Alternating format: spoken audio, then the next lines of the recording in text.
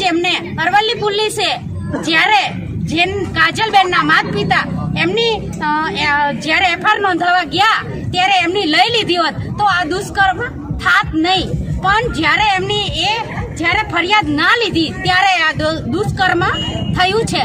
નકર આ દુષ્કર્મ થવાની એટલે ખાસ અરવલ્લી પોલીસ અને સરકાર જ આની જવાબદાર છે.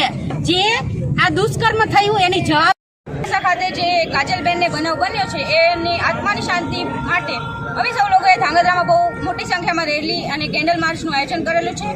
સરકારને અમે બસ એટલું જ કહેવા માંગીએ છીએ કે જે મોડાસામાં બનાવ બન્યો છે તે ખાતે બહુ બધી જવાબદારી આવે છે પોલીસ પર, પણ તેઓએ કંઈ જ પણ આક્રોશ કે એવું જોવા મળતું નથી. જ્યારે હૈદરાબાદમાં જે બનાવ બન્યો હતો તેના તુરંત થોડા દિવસ બાદ તે લોકોનું એન્કાઉન્ટર કરવામાં આવ્યું હતું. અમે સરકારને બસ એટલું જ કહેવા માંગીએ છીએ કે જાતિવાદને ન વધારતા અમને પણ ન્યાય અપાવવો જોઈએ.